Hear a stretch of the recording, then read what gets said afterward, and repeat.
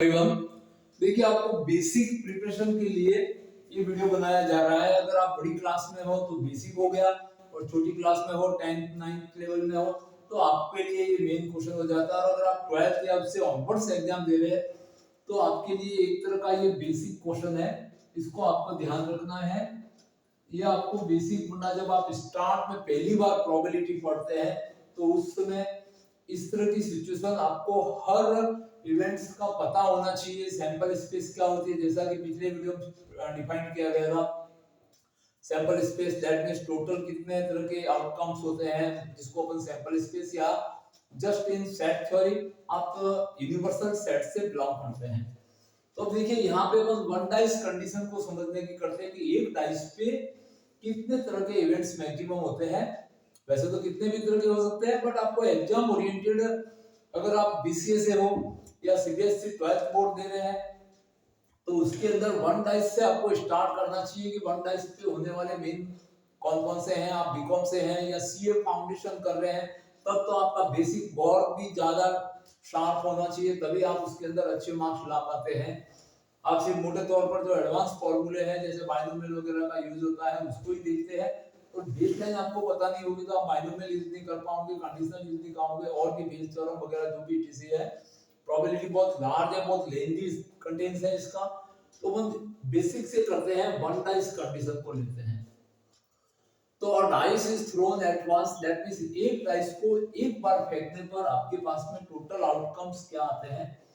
तो when a dice is throne, when a dice is thrown, sample space S is,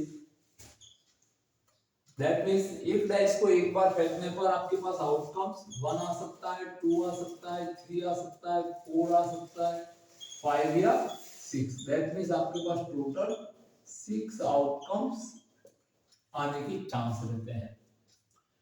अब यहाँ पे अपने लिए फेवरेबल क्या है, तो फेवरेबल के लिए सबसे पहला है आपके पास एन इवन नंबर। तो मान लीजिए इवन नंबर को आप इवन होने की प्रोबेबिलिटी देखना चाहते हैं, तो नंबर 1 इवन के लिए आपको इसकी एक सेट बनानी पड़ेगी। तो इसके अंदर से इवन नंबर कौन कौन से होते हैं, दैट मींस 2 4 एंड 6। तो आपके पास में 3 आउटकम्स आपके पास होते हैं। अब प्रोबेबिलिटी का बेसिक फॉर्मूला, तो probability of A is favourable outcomes upon total outcomes. तो हम देखते हैं फेवरेबल मतलब जो इवेंट्स आपको, जो जिसकी ऑकरेंस आपको चाहिए, दैट मींस आपको इवन नंबर चाहिए, तो इवन नंबर कितने प्रकार से आ सकते हैं, 3 टाइप से आ सकते हैं। टोटल आउटकम्स, एक डाइस पे टोटल 6 आउटकम्स होते हैं, तो यहाँ पे इवन आने की प्रोबेबिलिटी 1/2 होती है। अब यहाँ पे ये समझाया तो इसको रट लीजिए, याद कीजिए कि एक डाइस पे इवन नंबर की प्रोबेबिलिटी 1/2 है। जब अपन आने वाले कंटेंट्स में बाइनोमियल में बढ़ेंगे या और भी जो नए कांसेप्ट पढ़ेंगे तो उसमें इवन की डायरेक्ट आपको प्रोबेबिलिटी ध्यान होनी चाहिए कि 1/2 होती है। एंड ऑड नंबर, तो देखो इस तरह से यहाँ पे समझाया गया है इवन को। अगर ऑड नंबर होगा यहाँ पे तो अपन इवेंट्स बी को समझते हैं।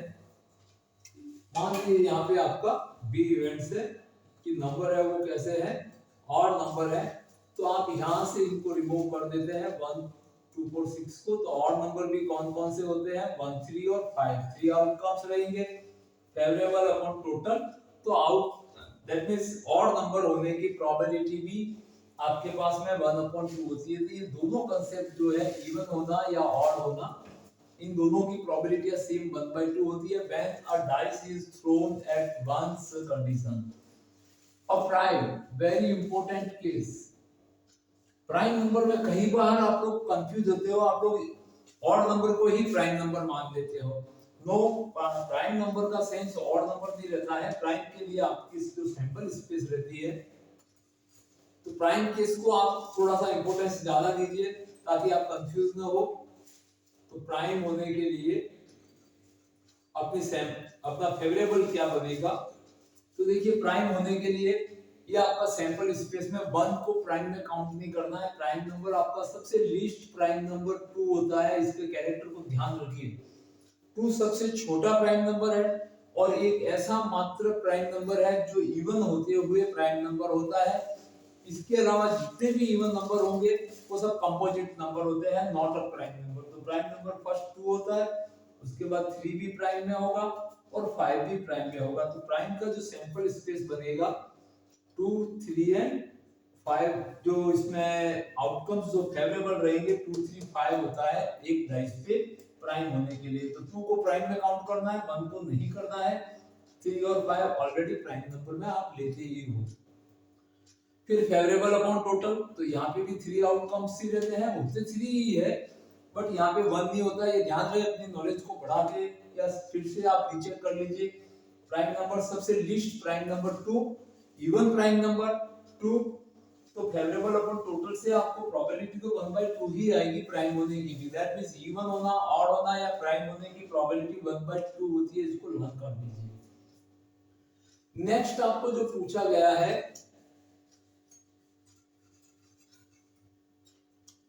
इवन प्राइम, दैट मींस इसके ऊपर ऐसा कोई फेवरेबल केस है या नहीं आपको देखना है। डाइस के अंदर इवन भी है और प्राइम भी है। तो अभी जस्ट आपको बताया गया कि इवन और प्राइम मात्र एक अकेला दुनिया में नंबर है 2, जो इवन होते हुए भी प्राइम है। तो इसके फेवरेबल केस में ओनली कितने 1 आउटकम्स ही होगा आपके पास में। तो यहाँ की प्रोबेबिलिटी भी क्या हो जाएगी इवन प्राइम की 1/6 हो जाएगी। दैट मींस ये 1/2 को यहाँ से हटा देते हैं, 1/6 और 1/6 होगी। आपके पास एक ही फेवरेबल आउटकम्स है। तो इवन प्राइम जो होता है एक डाइस पे, इसको भी आप काउंट करके रखिए कि 2 is a number even and also prime number. अब उसके बाद आते हैं यहाँ पे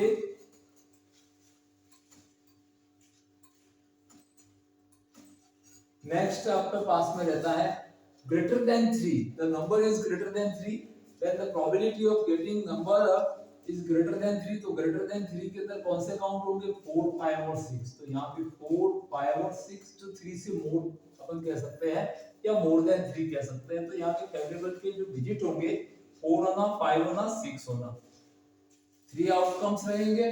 तो यहाँ पे प्रोबेबिलिटी भी आपके पास में वापस क्या आएगी 3/6 और 3/6 को अपन 1/2 कह सकते हैं। फिर यहाँ पे नेक्स्ट जो पूछा है ग्रेटर और इक्वल टू 3, दैट मींस 3 और मोर देन 3। इसको इस तरह से भी लैंग्वेज यूज कर सकता है। तो फिर यहाँ पे आपका जो फेवरेबल केस है वो चेंज हो जाएगा। इस 3 को भी आपको काउंट करना पड़ेगा, 3 and more than 3। That means यहाँ के अंदर 3, 4, 5 एंड 6। तो यहाँ पे आपके पास आउटकम्स कितने हो जाएंगे 4 हो जाएंगे। तो प्रोबेबिलिटी में भी चेंज आ जाएगा। फेवरेबल केस 4 है, टोटल केस पे कोई इफेक्ट नहीं, 6 के 6 है और 4/6 को अपन 2/3 लिख सकते हैं। इसको 2 से कैंसिल करके 2/3 कह सकते हैं। अब आपके पास ये कंडीशन भी आ गई ग्रेटर और इक्वल 3 वाली, एटलीस्ट 3। प्रोबेबिलिटी ऑफ एटलीस्ट, एक वर्ड आया है नया एटलीस्ट 3। इसका मतलब होता है कि जो आपकी रिक्वायरमेंट है एटलीस्ट मतलब कम से कम, दैट मींस मिनिमम 3 तो है, ये 3 से ज्यादा भी हो सकती है। तो रिक्वायरमेंट है वो 3 से मोर भी काउंट होगी और इक्वल 3 भी काउंट होगा। तो वापस यही केस बनेगा, एटलीस्ट 3 का मतलब हुआ 3 आना या 3 से बड़ा डिजिट आना। ये ध्यान रहे, इस एटलीस्ट का सेंस होता है हिंदी में अपन पढ़ते तो कम से कम, बट एटलीस्ट का मतलब वही हो गया कि 3, एटलीस्ट 3 मतलब आपके पास कम से कम 3 है या 3 से ज्यादा भी हो सकते हैं। तो फिर 3 को भी काउंट करना है और 3 से जो मोर फिगर है 4, 5 एंड 6 ये भी काउंट होंगे। एचसीएम रहेगा केस, प्रोबेबिलिटी 2/3 रहेगी। अब आता है at most 3। At most what, at most 3। At most का मतलब होता है अधिकतम 3। इसका क्या सेंस होता है अधिकतम 3 का आना। तो अधिकतम 3 का आने का मतलब हो गया कि प्रोबेबिलिटी है जो रिक्वायरमेंट है वो आपकी 3 या 3 से लेस है, मैक्सिमम 3 हो सकती है। मतलब ये एट मोस्ट का मतलब मैक्सिमम 3 होना है। दैट मींस रिक्वायरमेंट जो आपकी है प्रोबेबिलिटी की, जो आपका फेवरेबल है, वो 3 या 3 से लेस होगा। तो 3 या 3 से लेस होने के लिए यहाँ पर डिजिट कौन कौन से काउंट होंगे, यहाँ पे देख सकते हैं 3 और 3 से लेस डिजिट। तो 3 से लेस डिजिट कौन कौन सा होता है, 1 2 और 3 का भी होना। तो यहाँ पे आपके पास में फेवरेबल में 3 हो जाएंगे और यहाँ पे आपके पास प्रोबेबिलिटी इसकी चेंज हो जाएगी। दैट मींस 3 एंड एटमोस्ट 3 मतलब 3 और लेस 3, तो 1 2 एंड 3 यहाँ पे आपके फेवरेबल में 3 आउटकम्स हो जाएंगे और probability of A is given by 3/6, that is 1/2। तो इस तरह से एक डाइस पे प्रमुख होने वाली घटनाओं को समझाया गया है। अब उसके बाद में लास्ट का जो केस बचता है वो रहता है आपके पास, ये भी ध्यान रहे,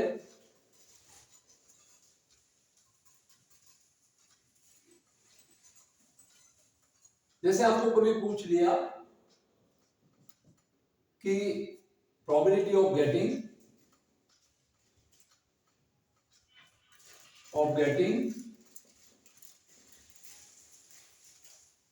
7, दैट मींस एक डाइस को एक बार फेंकने पर 7 आने की प्रोबेबिलिटी। तो अपन देखते हैं सैंपल स्पेस में आपके पास 1 होता है, 2 होता है, 3 4 5 एंड 6 होता है और आपकी फेवरेबल क्या बनेगी, 7। तो 7 का डिजिट तो होता ही नहीं डाइस पे, तो इसको खाली छोड़ना है।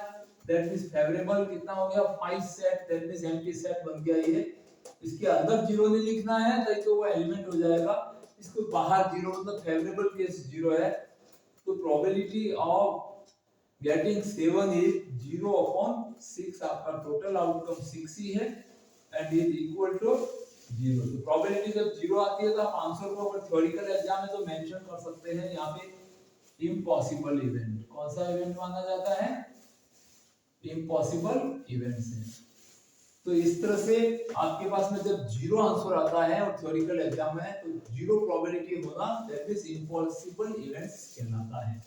उसके बाद एक लास्ट का केस, इसके बाद एक और अपन समझ सकते हैं कि सपोज आपको एक ऐसी सिचुएशन फाइंड करनी है, the probability of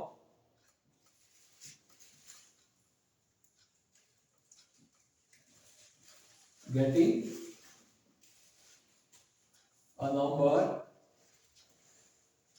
6 or less than 6। अब आपका फेवरेबल क्या हो गया, 6 का आना या 6 से छोटा डिजिट आना। तो देखिए सैंपल स्पेस आपका क्या बनेगा, टोटल आउटकम्स तो वो के वो ही रहेंगे,